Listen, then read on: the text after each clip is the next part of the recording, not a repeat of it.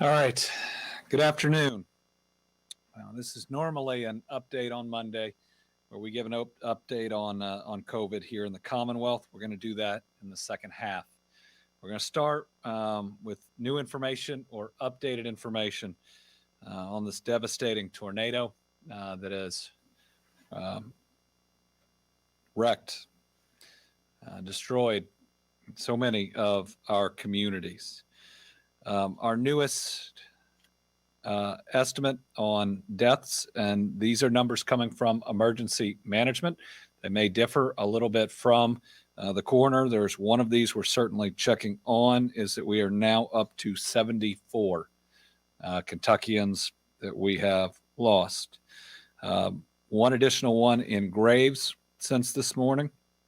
Looks like 4 additional in Hopkins, and this is one we are checking right now. I had 14. Emergency management came back with 17. I hope that the 14 is right. 3 additional in Warren County, and 1 here in Franklin County, where an individual actually coming to work at this very complex that we're broadcasting from was pushed off the road in the storm and lost his life. I've tried to reach out to his spouse who works for us here in state government, and we are so sorry for their loss. Again, we expect that this death toll will continue to grow.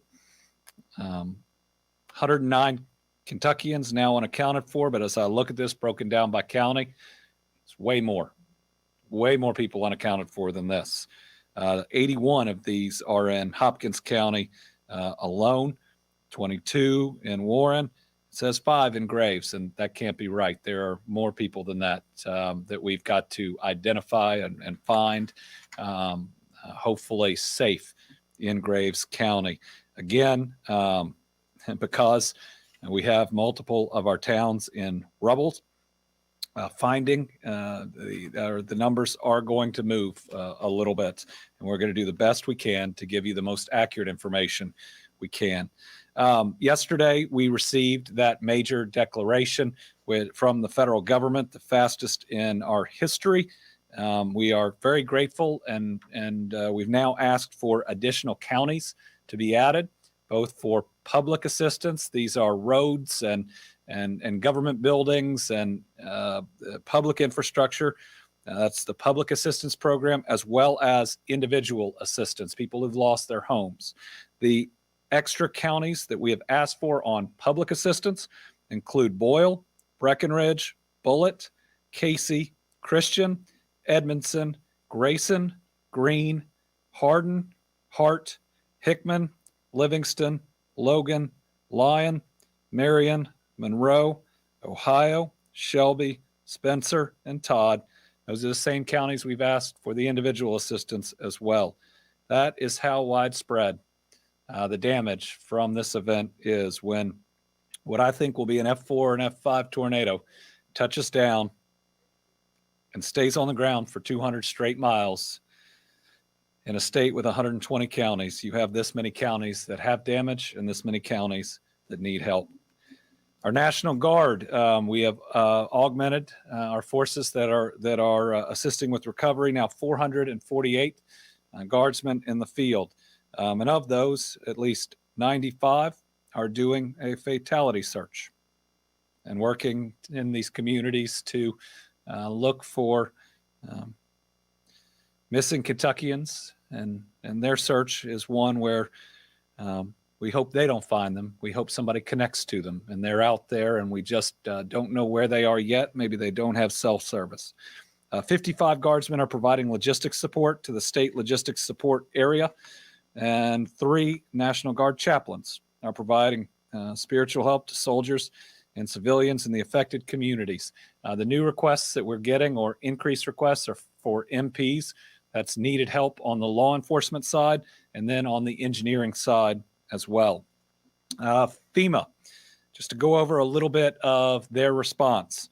Their priorities are to support life-saving and life-sustaining action. They're working with all of us, every level of government in the declared counties. So 2 FEMA incident management assistance teams have been working with us since Saturday. They are also sending disaster housing experts to work with our teams in the field where we are hit the hardest. 4 urban search and rescue teams, including canine detection search teams in towns that these are cadaver dogs that we never thought that we'd need them in. They're in Mayfield and others to assist in local response. An additional 10-person team is relocating from Frankfort to Mayfield. An incident support base was established at Fort Campbell to rapidly deploy personnel and supplies, and they include 61 generators, 74,000 meals, 135,000 liters of water, cots, blankets, infant toddler kits, pandemic shelter kits. U.S. Army Corps of Engineers, temporary power and critical public facility staff are helping as well. Mobile emergency response support personnel is in Kentucky, including 2 mobile emergency operation vehicles with emergency communication capabilities. Staging teams, housing inspectors, damage assessment, and volunteer agency liaison staff are staged and ready to deploy. That means real soon they're going to be walking around in what were neighborhoods, talking with families, recording the damage, and working on processing their claim, giving them their claim number. This is, again, the fastest we've ever seen. 8 shelters remain open in Kentucky now. Salvation Army is serving meals and providing emotional support. I want to talk just a minute about staying safe while you are cleaning up. As you begin cleaning up, take photos, make a list of your damaged property. This is going to be really important for claiming public assistance. You need to document everything you possibly can. Survivors who cannot stay in their homes, we are taking in to state parks. I will give the update on that. Do not touch power lines. These are all things that our people know. Stay safe while you're cleaning up. Couple additional points for outside donations for things like food, supplies, etc. If you're doing that for Graves County, the contact is Graves County Emergency Management. That is 270-727-5114. Volunteer sign up. Do we have the website? There you go. This is from the Graves County Emergency Management. Please, if you want to volunteer, go through here. One of the challenges, and it's a wonderful challenge for us to have, is so many people want to help. It's overwhelming many of our first responders who need to be out doing other things. This will significantly help. Please be patient. There's a lot of people who want to help.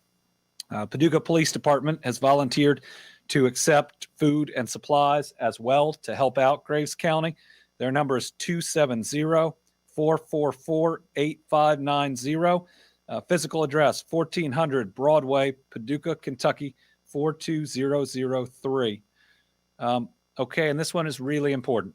Again, we are working on verifying the information from the candle factory that right now would only have 8 confirmed dead, which is Christmas miracle we hope for, but we have to make sure it's accurate. So all of the employees from the Mayfield Consumer Products Candle Factory, we need them to go and to check in at His House Ministries Church at 1250 KY 303 right there in Mayfield.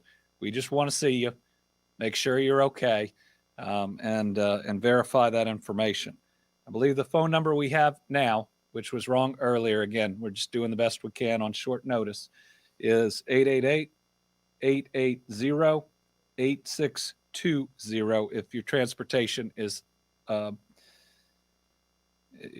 unavailable. So if you are an employee of that facility, either go to His House Ministries at 1250 KY 303 there in Mayfield, or call 888-880-8620. That number is solely for these folks. Don't call trying to find out information on it. We need to know these people are alive and safe. Kentucky State Police continues doing hundreds of welfare checks along with local law enforcement and working with the chief medical officer to assist with victim identification. Update from our Cabinet of Health and Family Services. Graves County Senior Center and Western Kentucky Allied Service Building, that's the Community Action Building, have been damaged so extensively, there's no way they can prepare meals for seniors. That's how mean this weather event was. But also shows how incredible our people are. So we sounded the alarm, and within 20 minutes, over 2,300 shelf-stable meals were committed. These meals are being transported from senior centers in Breckenridge, Nelson, and Fayette counties to 300 homebound seniors in Graves County that are fortunate enough to still have a home by way of community action staff. Further work is underway to secure additional meals. You know, in the midst of this pandemic, we were able to eliminate our waiting list. Every senior who was hungry, we were getting a meal to, and then this comes through and destroys the place that you prepare them. But others have stepped up, are helping us to provide that service. Kentucky State Parks, we are offering minimum 2-week stays to those that don't have a place to call their own at the moment. I want to provide room availability as of 1 p.m. today. Kentucky Dam Village, there are still 30 rooms available for families. Ken Lake State Resort Park, 58 rooms available. And we also have hookup outlets that can be used for washers and dryers, and we will accept donations of those to help people out, and the park will accept donations to help the people that they are helping out. The First Lady in just a little bit is going to have some good news with our state parks, where we're going to try to lift up the people staying there. Lake Barkley, we are awaiting electricity to be restored. When that happens, we'll open up 56 additional rooms. But even with the lights not going, the park hosted a blood drive today. So thank you. Barren River has 30 rooms available. John James has 1 cottage available. Penny Ryle is full. That's right near Dawson. So that WPA project is where my grandparents met. Then the Rough River Dam State Resort Park, 47 rooms available. Again, families who are in need of emergency housing should contact their local emergency management office to request lodging. But hey, if you show up there and you need help, they ought to help you call your local emergency management folks from the park. Volunteers are needed at Ken Lake, Kentucky Dam Village, Rough River Dam, and Lake Barkley State Parks. And I know our folks are watching. It says walk-ins are not accepted. It's not okay. If somebody walks in, call emergency management with them and work through it. Do not turn anybody away at any of our state parks. Let's work to confirm that they need our help. Make sure that they are in a warm place and that they are fed while it's going on. And we're not going to not accept people that need help. Many of our agriculture operations reside in Western Kentucky and were impacted by the historic tornadoes that devastated the area. We're already working with many of them, dead livestock, major operations, helping to remove the carcasses and ultimately provide the support that's necessary. To do that, I've created an agriculture working group. The working group will work with my office, the executive branch, and any other entities deemed necessary. We've been in constant communication with the people in this working group the past 48 hours, and we remain dedicated to addressing the needs of so many farmers in that area. With that, I'm going to turn it over to Michael Dossett for his update, and then we're going to get uplifted by the First Lady. We're going to make sure our kids don't miss out on their Christmas.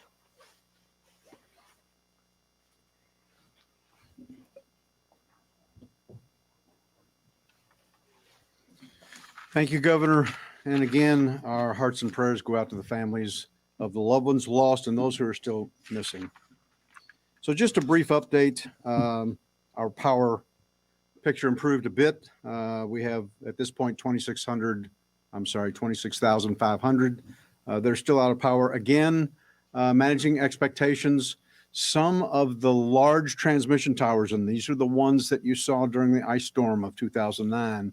These are the massive metal structures that carry the transmission lines, have buckled. That will take weeks to months to put back up, but that should not impact the large numbers. So I'll go over very briefly counties with excess over 500 customers outage. Graves, Callaway, Marshall equal about 14,000. Hopkins, 6,500. Christian, 2,000. Hickman, 1,200. Fulton, 900. Todd, 700. Carlisle, about 700.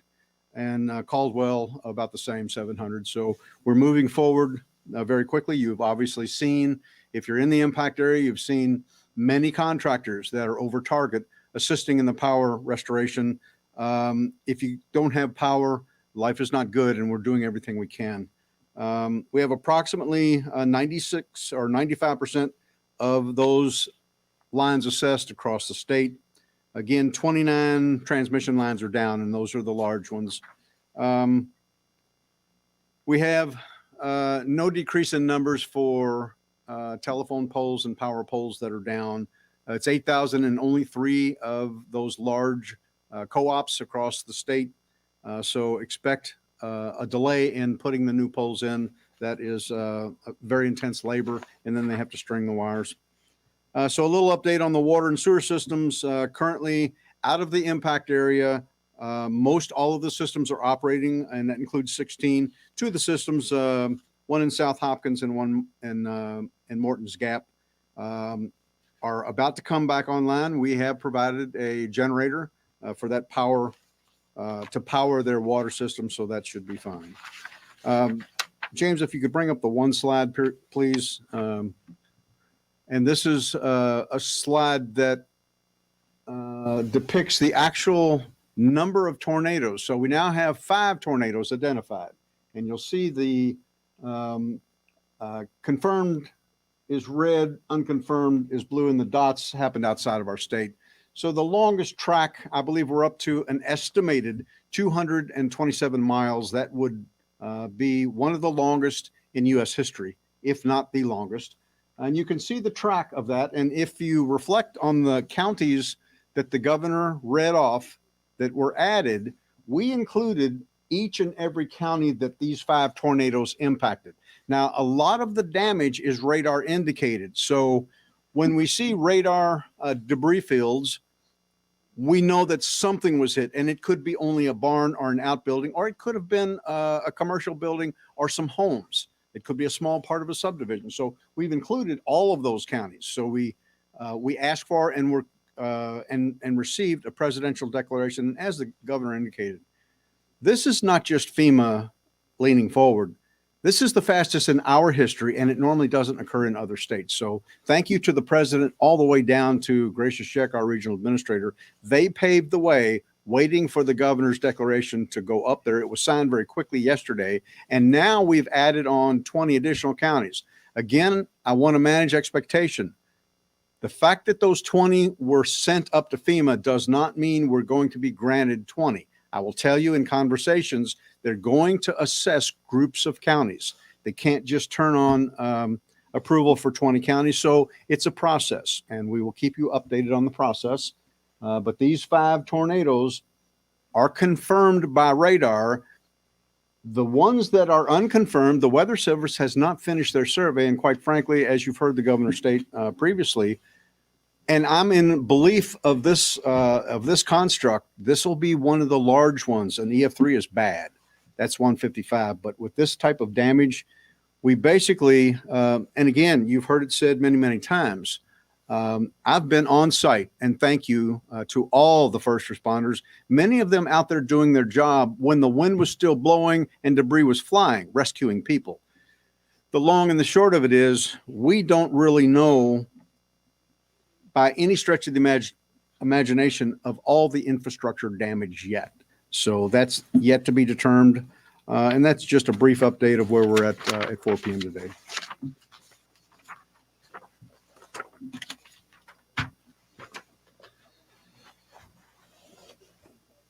Well, in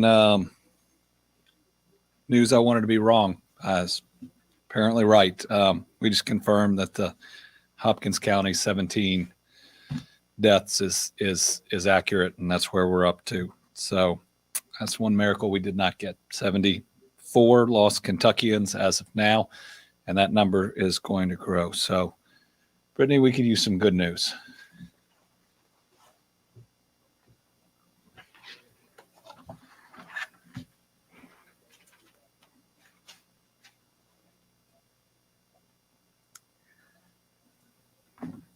This weekend, like everyone across our Commonwealth, was devastated to see the destruction in so many of our Western Kentucky communities. These tornadoes would have marked one of the most awful days in our state's history, no matter when they struck. That's even more painful that this tragedy happened just a few weeks before Christmas.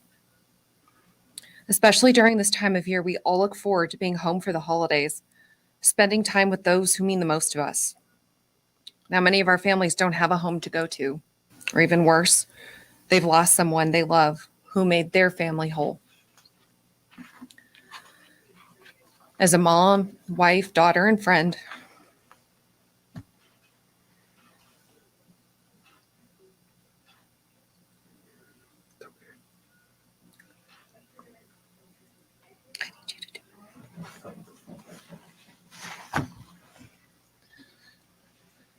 As a mom, wife, daughter, and friend, Brittany can only imagine the pain and grief that Kentuckians are feeling at the moment.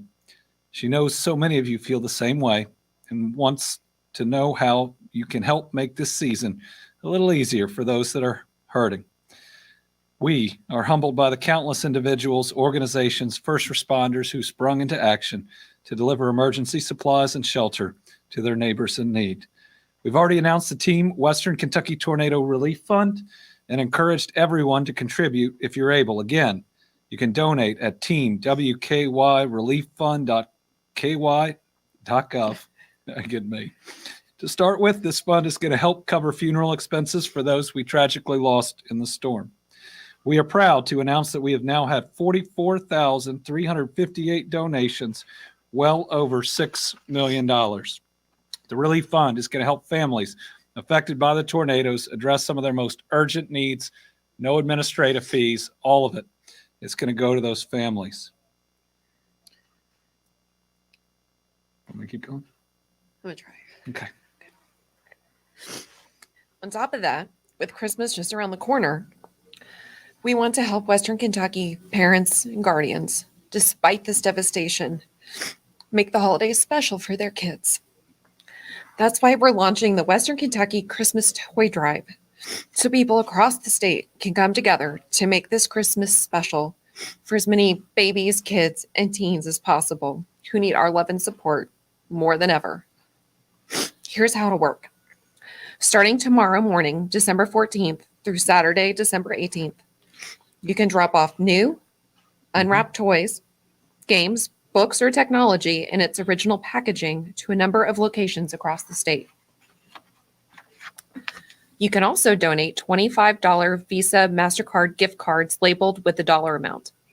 We are asking for $25 cards, so it will be easier to give a consistent amount to families in need. But we encourage you to buy multiple $25 cards if you are able. These gift cards also give people the opportunity to shop locally when possible and support businesses that were also hurt by the storm. There will be 13 regional Kentucky State Police posts collecting donations, as well as local police stations in Independence, Lexington, Louisville, and Paducah. Broadbent Arena in Louisville will also be collecting donations and will be the hub for anyone who wishes to mail a donation from anywhere in the state. In addition, in Covington, the Kentucky County Government Center will be accepting donations. Finally, we will be announcing a few additional locations in Lexington tomorrow. Please visit firstlady.ky.gov/toy drive for collection center addresses and hours, as well as the mailing address for Broadbent Arena. If your school, neighborhood, workplace, or another community group is already hosting its own toy drive or wants to start one, this great news. Once you've collected toys, we are happy to help you get them to one of the 20 central locations listed to our website by this Saturday so we can handle transportation to Western Kentucky. A couple of things to remember. Please do not wrap the gifts, as we need to know exactly what they are as we sort and organize them. You can donate wrapping paper, tags, bows, and more, which we will distribute to parents and guardians. We are not accepting clothing donations as part of this toy drive, but we do encourage you to seek out other organizations who are running clothing drives if you are interested in making those kinds of donations. Again, we will be collecting these gift items beginning tomorrow through Saturday the 18th. We will share information later this week about where our eligible Western Kentucky families in need can go to pick up gifts. We anticipate pickup times will begin this weekend and early next week ahead of Christmas Eve. Last, but certainly not least, I want to thank our number one partner in this effort, who I know can't wait to visit Kentucky soon, Santa Claus. Just like when we collected 2.4 million masks during Coverings for Kids, I know our people are going to come together to make Toys for Team Western Kentucky an incredible success. As Kentuckians, we come together when times are tough. We look out for each other, and no matter the challenges we face, we will get through it together. Merry Christmas, Kentucky. Let's make it special for these kids and families who have been through so much and show them that we're going to be with them every step of the way.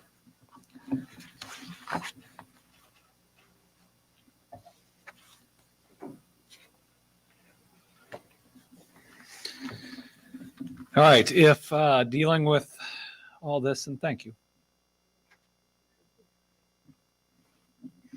If dealing with all this isn't enough, we have a pandemic. It's continuing, and it's continuing to take lives of Kentuckians. As an update, every Monday we start with Saturday, Sunday, and Monday's numbers and go through some of the rest. 2,308 new cases on Saturday, with 55 new deaths, with individuals as young as 38 years old. Sunday, 989 new cases, 37 new deaths. Again, losing Kentuckians in their 40s. 27-year-old man in Laurel County, so as young as in their 20s. Today, Monday, 1,089 new cases, which is actually less than last Monday. Now, it may potentially be that we're getting fewer tests from different regions with everything going on. We'll have to wait and see. 28 new deaths. Again, Kentuckians who are far too young on that list. Positivity rate today is down just a little bit from where it's been at 8.78%. Still way too high, but we were above 9 and have now crept down a little bit. 1,253 Kentuckians in the hospital due to COVID, 315 in our ICUs, 181 fighting for their lives on a ventilator. All right, this last week, we actually almost exactly the same as the week before. If we can show the stair stepper chart, 5 fewer cases last week than the week before at 15,082 as compared to ultimately what was 15. I'm sorry, it's about 20 cases less than the week before. Again, it always takes a week or two to see if this is a trend. We were having a definite escalation. You know, the 3 bars from the back was Thanksgiving weekend. So if that had been a regular week, we would have had an escalation every single week until 2 weeks ago. We'll see what this means. Certainly, we are grateful that this week had fewer cases than the week before. I think it's still too early to determine if that might mean that cases are stabilizing or plateauing, because as you'll see in a minute, hospitalizations, ICUs, and ventilator use all going up. Let's look at the positivity rate. Actually, for the first time, and the positivity rate, you know, it shows the continuous escalation with the Thanksgiving week not interrupted, because the positivity rate isn't just the raw number, it's the percentage of positive tests, down just a little bit last week versus the week before. If that holds, that is good news, but we are seeing the rest of the country escalate significantly. Now, not all the rest of the country had the huge surge that we most recently did. As you can see in that last surge, that is going to be one of the most deadly in our pandemic experience. Let's show the line graph for hospitalizations, definitely on the rise again. Of course, the last major peak you see there is when our hospitals were overwhelmed, and we have not gotten back down to pre-surge from that last one, and now on the rise again. Do not have hospitals sounding the alarm yet, but everybody is watching this very, very closely. Our hospital capacity is now probably a little bit less than it was during the surge, the number of beds we can staff. However, we have had the experience in expanding ICUs and providing higher levels of care in places that normally do not do that. We have now solidified the connections between our nursing programs and these hospitals. I do believe we will be better prepared if these numbers continue to escalate. Kentuckians in the ICU also escalating. The slight tick down happens normally at the end of every single weekend. We'll see where it goes for the rest of the week. Kentuckians on a ventilator.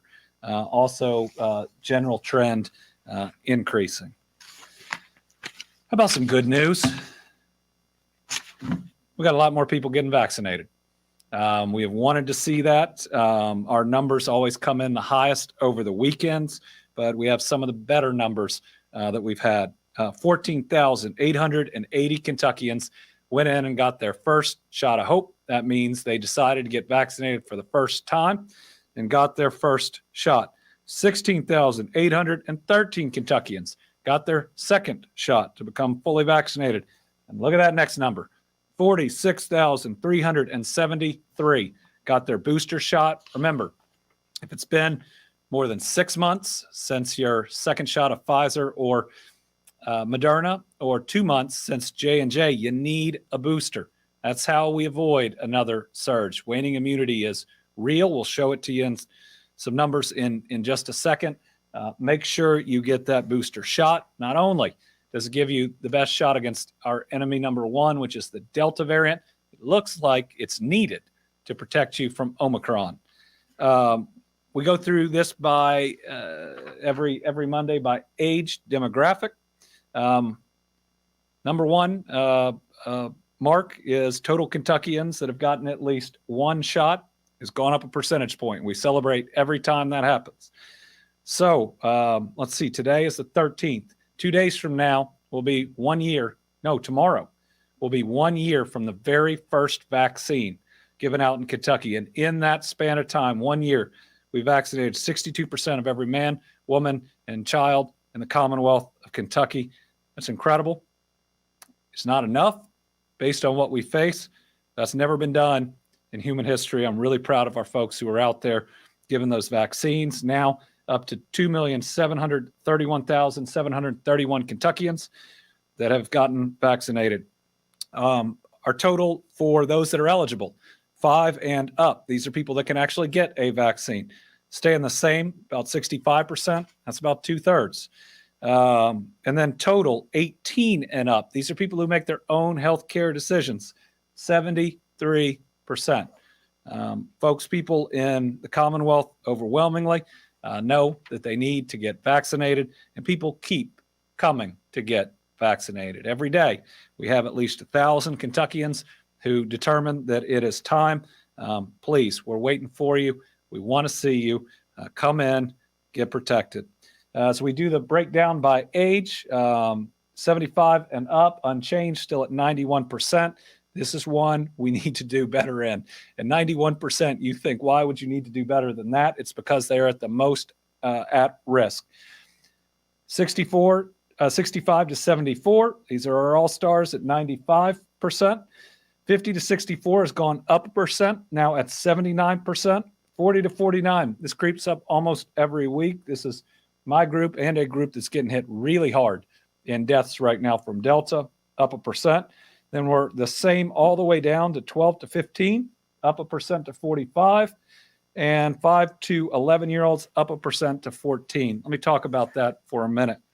It does appear that many parents are waiting on the 5 to 11-year-olds that just opened up. It is safe. It provides protection for your child. It is a smaller dose. They even package it differently. My 11-year-old, our 11-year-old, Brittany and my 11-year-old has gotten fully vaccinated now. I love her, both hers, more than life itself. And I would not have taken my own children to get vaccinated if I didn't not only believe, but know it is safe. Haven't done the racial demographics in a while. Top lines is it breaks down to about 81% of vaccinations, white Kentuckians, about 7% Black or African American Kentuckians. That's about 1% off the population numbers. But our other is still at about 10.1%, way above the census for any of our breakdowns. So still needing to dive in, and it's hard to have the information to the other to get an accurate figure. I actually imagine that would get us up closer to the breakdown in population of all our Kentuckians. Let's show the vaccination status of COVID-19 cases, hospitalization, and deaths. This is through December 8th. We would have done this on Thursday. Again, 82% of cases unvaccinated or only partially vaccinated, 84.7% of hospitalizations, and 82.7% of deaths. This has all been impacted by waning immunity. All these numbers were at or close or above to 90%.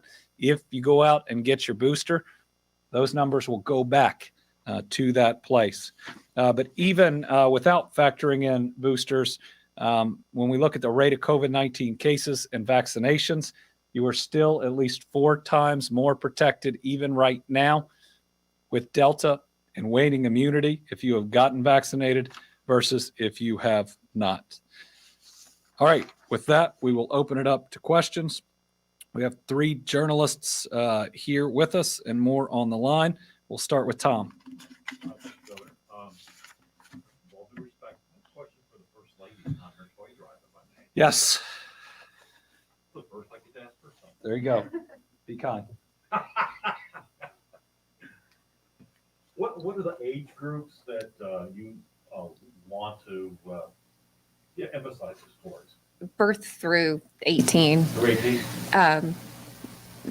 That's a huge range. So that's a lot of different types of presents, but every age was affected. And so we need to make sure that every child who has lost their home, lost their family members, has something to be joyful about. Piper? Thank you, Governor. I know this question is personal, maybe to talk about, but Yeah. have you been able to check in with your family members in Dawson Springs to make sure that they are Yeah, so the family member I'm closest with in Dawson Springs is my cousin Jenny. Took me there's a good ending to this story. It took me 8 hours to get in touch with her, just calling over and over. But I was in Dawson. There's no cell service. So I started calling at 1 a.m. because I'm sitting in the emergency operations center, hearing the report come in about how hard Dawson was hit and the likely dead. Not being able to get her. Got to see her later that day because the moment it was safe to fly, we went first to Mayfield and then to Dawson. Got to give her a hug. Now, Muhlenberg County was hit really hard. My uncle, who married my dad's sister, his whole family is from there, and that town was just obliterated. He lost 2 of his cousins, but has been able to be in touch with his brother and others. We're heading to Muhlenberg tomorrow. The lieutenant governor has already been there, but want to make sure they know that we stand with them. But just, horrific loss. A town like Dawson losing that many people in a county like Hopkins is, it's unimaginable. When the president comes in, my understanding is he can make 2 stops, and those will be Mayfield and Dawson Springs. Phil. We don't have Phil. Phil's in the hall. He therefore forfeits its right to ask questions. Melissa Patrick. Yeah. Melissa. Hi, Governor. So what are the primary health-related impacts from these tornadoes in Western Kentucky? And right now, what are the priorities of the Department of Public Health related to health? So the Department of Public Health, Dr. Stack and others are going to visit the local health departments to meet with them to address their needs. We are ensuring that the vaccination program is not interrupted or that others can come in and help. But as you know, our departments do everything from the HANDS program, which is an amazing program, to so many others. And we want to make sure that as many of the services that can continue, especially at the most difficult times. There have been a lot of injuries that have been treated on the physical health side. I talked to the head administrator of the Mayfield Hospital. You know, they're having to run with water out of tanker trucks, and I'm working with FEMA and I've asked FEMA to help out with that. He said they saw 80 people in the first several hours. And then I believe, though I don't have the details, that we've lost at least one person that had internal physical injuries that was alive after the tornado, thought to be okay, and has now been lost. There's going to be a lot of health issues that come out of this. There is everything that is inside some of these older buildings that people were exposed to, and then there's the trauma is going to impact people who live there, their family members, the first responders, those that have been down there trying to help. It is very, very, very real. And so we're going to need to be vulnerable enough to admit that this has really impacted our mental health as people even, and then at the appropriate time to get the help and to set an example. And I know people out there want to help all of us process everything that we are feeling. Debbie Yetter from the Courier-Journal.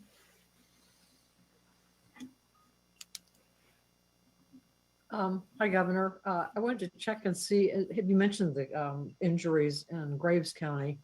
Are you all, is anyone attempting to try to assess the overall injuries from the tornado and hospitalizations? Don't have that yet. That may be something that we turn to. Again, we got a fatality count that's going up every day, which means we're still finding people. When there's an opportunity and capacity, we'll try to get from the hospital what we think we have. I'm not aware right now of a number of individuals in critical condition, or whether we have individuals in critical condition. That's certainly something that we can and will reach out for. I've also talked to Connie Smith, who actually, I believe the numbers I gave you from Mayfield Hospital were from Bowling Green. My apologies. We're not a lot of sleep the last 3 days. Connie talked about the number of people coming in. That is certainly stabilized. As you see in Bowling Green, I mean, whole families just no longer with us, including some of our younger Kentuckians. Jack Bramer, Herald Leader. Yes, Governor, a two-parter. Of the 74 deaths, how many of them have been identified? And do you have a dollar figure how much you expect FEMA to help? So I do not have an update since we moved from the 64 to 74 in the span of today. 69 of them are identified.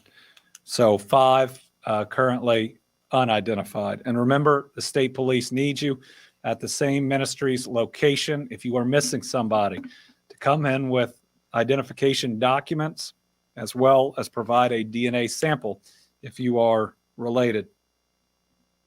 did I miss the second question? Dollar figure. Once the disaster is approved, everything that falls in it, FEMA covers at least 75%. So the overall amount, to my knowledge, isn't capped. It's going to be 75% of what we are able to provide to them.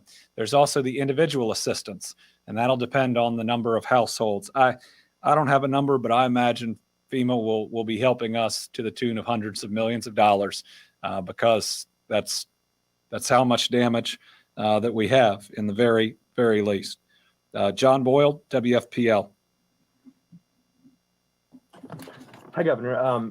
I know with some of these towns, 3,000 people isn't exactly a huge population, but I also know that there are some Kentuckians that live in more rural parts of the state that may have been hit by this, maybe not densely populated neighborhoods.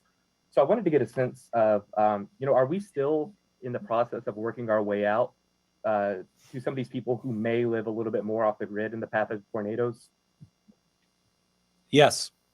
The search starts in the most impacted area. We got an update yesterday, where the actual line of the tornado is. They've done most of the search. That would be if your house was hit directly by the very center of this thing. And then they go out in a grid fashion. But that's just the official search and rescue groups that are there. We also have county officials that are checking on people. Most of these communities are pretty small. Mayor of Benton's a wonderful mayor, just like the mayor of Mayfield and of Dawson Springs. But I was riding around with her looking at damage, and John, she'd say, well, I texted this person, they're still stuck in their home, but they're okay, but they can't get down the hill. And so we've got a lot of people out there checking on a lot of people, but yes, we are still working our way out. And I'd only say it's more rural areas if the line of the tornado wasn't in that part of the rural area. Karen Czar, WUKY. Governor, you and the First Lady have spoken openly about your faith at numerous press conferences since taking office. In the last few days, how has that faith guided you personally? And as a deacon, what were the messages that you brought to Kentuckians that you visited who've been devastated by this storm? Thank you. Well, I think that our faith teaches us that at times of great difficulty, you're supposed to love. I've been telling people that I see that I've never met that I love them, and that's who we are as people. And I think people need that right now. To try to listen, give people a hug, and then to let them know that we're going to be there with them, each and every step of the way. My faith teaches me that our body is just a vessel and that our soul is eternal. And I hope that provides some comfort to those that have lost even their children. As parents, we cannot imagine. It was hard enough calling Brittany and asking her to move the kids to the basement when we got hit. And when I made that call, I already knew that we had dozens of likely people dead throughout Kentucky. I think empathy is what makes us good people. And let's make sure we continue to show it to one another. People are going to be hurting a long time. And it's an amazing thing to watch a church service being held in the shell of a church and listening to a minister, on TV saying, the church isn't the bricks. It's you and me, wherever two are gathered. And then watching just faith organizations of all types and of all religions that we have already seen do so much. Everything from our denomination, Disciples of Christ, to in multiple situations, seeing the Church of Latter-day Saints and what they're doing. A group of Muslim doctors dropping off huge sets of supplies. It's pretty special, and we could not do this work without a lot of faith-based organizations. All right, Nadia Ramlagan from Kentucky News Connection.